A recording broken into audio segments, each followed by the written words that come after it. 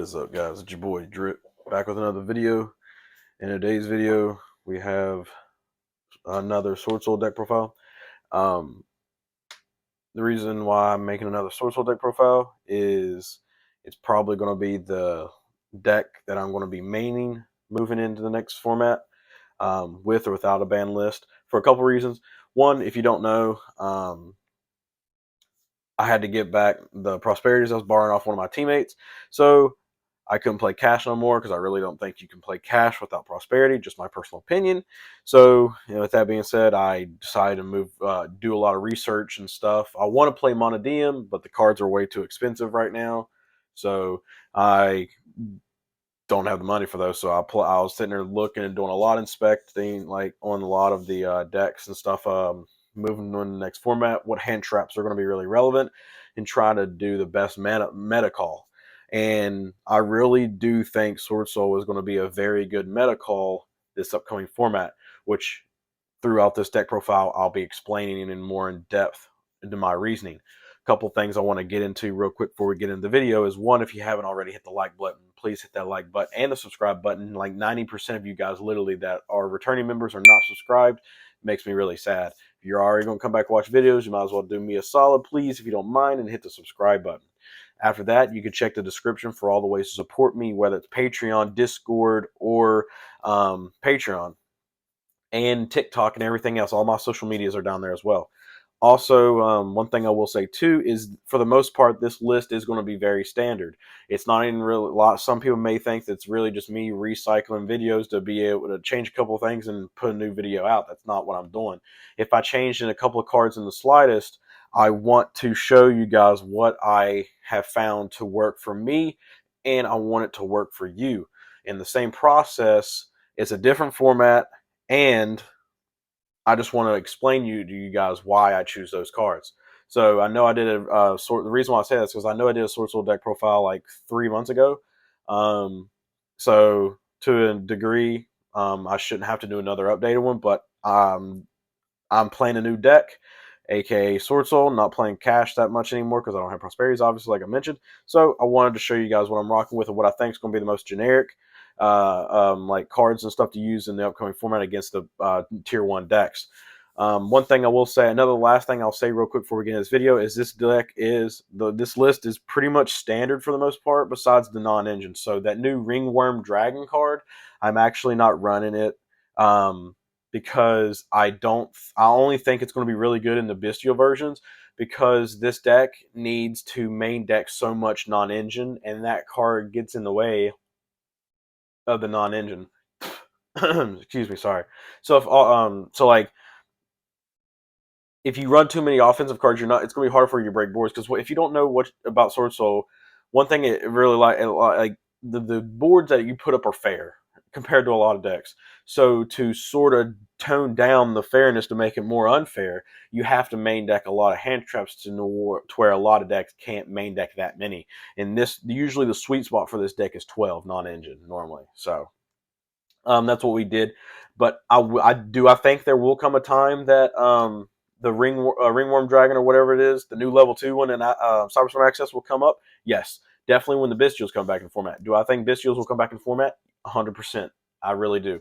But until then, there's too many cards that we need to run to interact with our opponent, like Sword Soul likes to do anyways, and there's no room, in my personal opinion, there's no room in the extra deck, because there's only usually two utility slots left in the Sword Soul extra deck that you can do stuff with, and those two are preoccupied, and for me, and they're occupied at the moment, and there's nothing that I think is better to replace them with. Definitely if you run the Ringworm Dragon, because if you run the Ringworm Dragon, you can do some cool shenanigans where you run like I was sitting there doing. You could probably run more. It's just off the top of my head. You can run like Charge Warrior and Crystal Wing and stuff like that. They easily get into that and get it a free draw, because Sword Soul never going to say no to a free draw. But with that being said, let's go ahead and get into this video, guys. I'm not going to keep you holding any. I'm not going to hold you back any longer.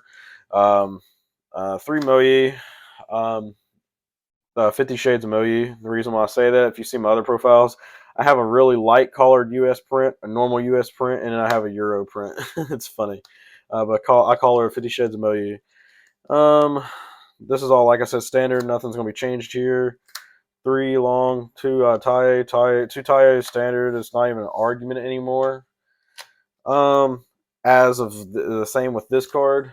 This card's not argue. You can't argue the fact that this being at 2 anymore. It's just, you have to run it because Sword Soul has sadly gotten power crept over a couple years. 3 emergence, 1 blackout. This is all for the Sword Soul cards. I know a lot of people are going to be asking why I'm not running the new Sword Soul spell. It's a very good card, but even though you can consider it to be non-engine, but it's also a searchable non-engine, it's too situational for me, and I'd rather have a hand trap. The reason why I say it's situational is because the only way you can activate it is if you have a synchro. Now, if they made it more generic, to where if you just control a synchro or a Sword Soul card, then it would be really, I would probably be main decking it. But even then, I still don't think I would, in this current format, I would even put it in over like a card like Summit, because this is a 40 card list. My 41st card was Summit, but I had to cut it to keep it at 40. That's it for the Sword Soul cards. Tenyi lineup is, for me, pretty standard. I just switched one thing.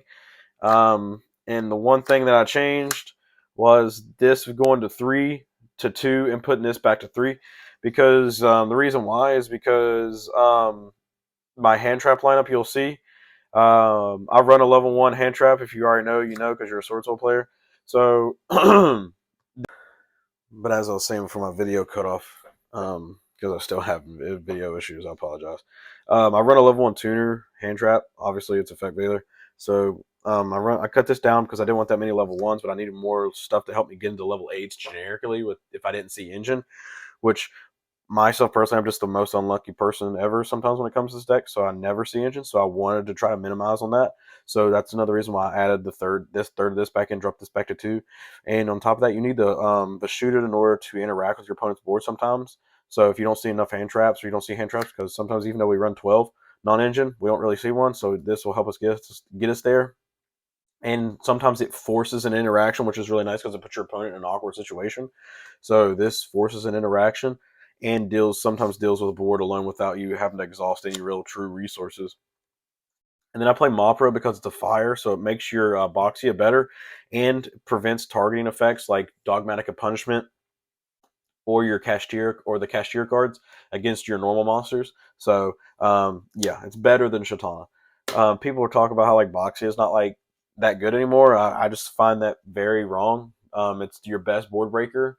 On top of your best board breaker, it's also like, besides Shaman, it's like your best recovery card at the same time too. If you didn't draw or get access to your follow up because they hand trapped you by accessing your Sword Soul cards in the graveyard. So for the non-engine, 3 Ash, 3 Ogre, 3 Droll, 3 Valor, 3, 6, 9, 12.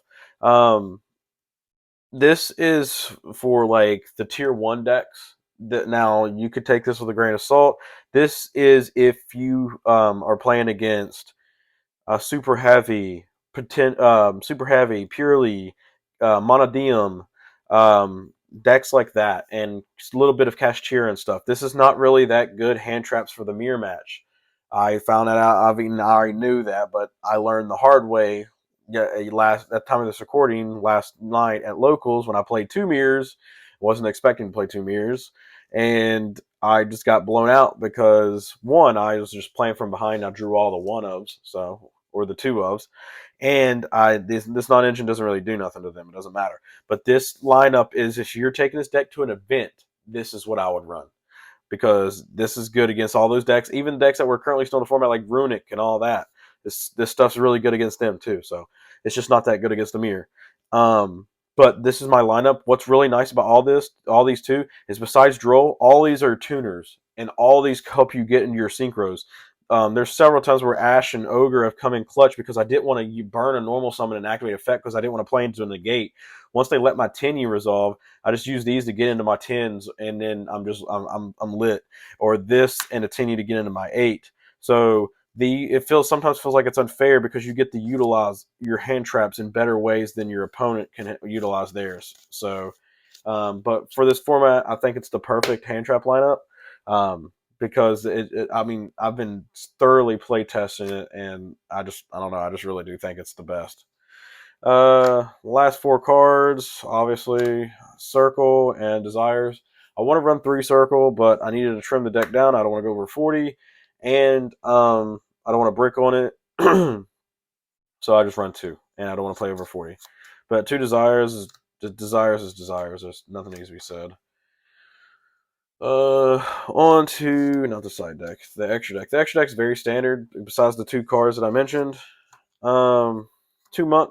I'm not playing 3 anymore. Um, the games are just too fast paced. Now, if we ever get into a format where there's like decks that like to grind, then a third one will be like option. It'll be a good option. But right now, with the format being so fast paced, and it has been for a couple of formats, you don't need a third. 1 Shaman. That's it for the links. 1/7 TENYI, obviously Yazi. A lot of people cut this card. I don't understand why. It can't be targeted and can get you into engine. It's a free interruption. So it's an interruption. It's an interruption, breaks boards, and gets you into engine, and it can't be targeted. So no imperm Veiler, so it's just free.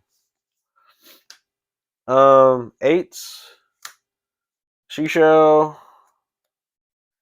Boxia, the best boy. 1 Draco Berserker. 1 Dragite. This is the perfect 8 lineup in my personal opinion. Going first, going second, when you're overextending but you want an extra interruption, and when you're playing against back row decks. This is really good. Or any decks that just has problematic speller traps. Very good. People don't play Dragite, and I don't understand why this card comes in clutch for me all the time. It's very good, and it's huge too. So 1 Chaofeng because of Monodium and Drytron and stuff like that, or Nibiru or whatever, or any other light deck. That new the Dogmatic Ritual deck running around. This is really good against them. 1 Chaofeng, 1 Sinister Sovereign, 1 Baron, and 1 Ice Jade. The 2 flex spots, if you couldn't already tell, was the Ice Jade and the Dragite. Ice Jade's just really good against like backer decks that like to destroy your stuff, or against Kashtira. It's very nice, so that's the reason why I run it. But the MVP of like the entire extra deck, it used to be Baron, but it's slowly becoming this card. This card's really nice. This card single handedly against super heavy will carry you, because as soon as they summon the Link 1, if they haven't equipped nothing to it already, or if they haven't done their initial search, their first search, you just banish their first extra deck summon, which is that Link 1, and then you banish their first pin scale, and then you usually just win at that point, because this card's just nuts. Hit their first Link 1, then hit their scale, and you just win. That's it for the extra deck. But if Bestials did come back in the format, those 2 spots that I mentioned, Dragite and the Ice Jade, would probably. But the Dragite and the Ice Jade would probably be the Crystal Wing and the Charge Warrior, if Bestials and stuff came back in the format. But those, in my opinion, are the only 2 flex spots in the extra deck. But right now, they are too valuable to what we are trying to do, and counter what decks we're probably going to see. So they're uncuttable in my personal opinion. But you can do as you see fit. It's your deck. Build it how you want. As long as you have fun, that's all that matters. Moving on to the side deck.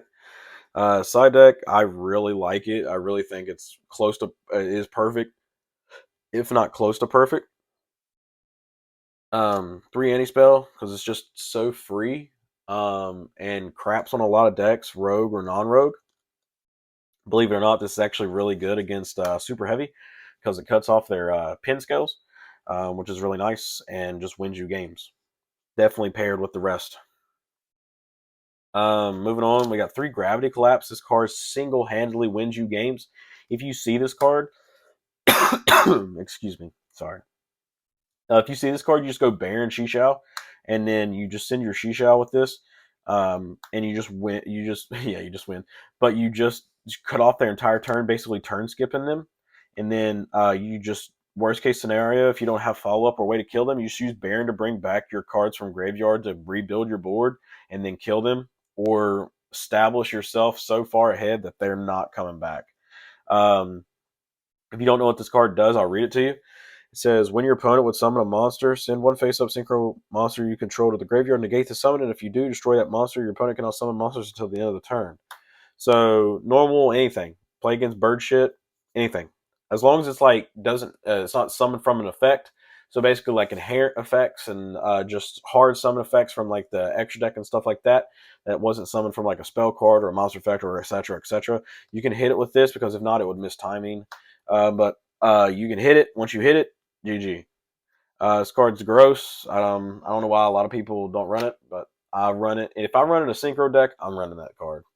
I really wanted, when I built this list or this deck and this list, I really wanted at least 6 really good go first cards, and I really thought these were the best ones right now. You could argue D barrier, but I didn't want D barrier. Too evenly. Evenly is just a blowout card. Nothing to be said. Ghost Bell, Math Mech Dogshit dot deck is still running around and will be for a while. And so is Runic and stuff like that. So you need to run Bell. On top of that, she's a level 3 tuner, which pairs well with the Ogre or the Ash Blossom to help you get into your plays if necessary, like your 10 Synchros or your 7 Yazi. So it's just another card for us to fully abuse. Cosmic, speaking of the Runic, this card I think right here is going to be very mandatory this format, because if not, if left unchecked, because I really think a lot of this format is going to be draw, droll, or bust, and because it's going to be too hard to go second, and this card will is almost mandatory. I was running 3, but I had to cut it down to make room for other stuff. Depending on how the format shifts, it might become so mandatory where you have to main deck this or even run the 3rd. I don't know, but only time will tell. But from my early practice against those decks, this card is absolutely mandatory. There's some times where even against super heavy, you can't even use this for a minute because they hit you with spell canceler, and you have to out the spell canceler first, then use this on them. So that's another reason why I like the Sword Soul deck in this format, because in most decks won't be able to even out the spell canceler because they have it buffed up to 2100, and Tenyis provide you a lot of ability to do so, along with your hand traps being level 3 tuners. You can out stuff without even activating an effect to play into a negate, basically. Because no one's going to just hard negate your Tenyis from summoning themselves, and if so, then you're just going to plus hard anyways after that, so it don't matter. But yeah, Dark Ruler is mandatory, I think, potentially. And then the last card in the side deck is Harvey's Feather Duster. That's my side deck. You can choose your side deck how you see fit. I just wanted to choose the most generic stuff along with the stuff that I know I'm probably going to see. But again, it's you don't have to copy me card for card unless you want to. If you do, then that's great. But if you don't, I just provide you guys with the template and the chassis, and you go and build it as you see fit, or what your locals is, or stuff like that. I just want to make this list because this is just an overall generic list against to be able to combat against the tier 1 decks moving forward, or the decks that I see being tier 1 in the form of super heavy, purely, and all that, and cash and all that stuff. So, but with that being said, guys, please hit that like button again if you haven't already. Hit the bell notification so you never miss an upload, and check the description for all the ways to support me, Patreon, all that good stuff. Like I mentioned at the beginning of this video, merch store and everything's down there as well. I love you guys so much for it. It's your boy Brendan, aka Drip, signing out till next time. Peace. Good dueling, my guys.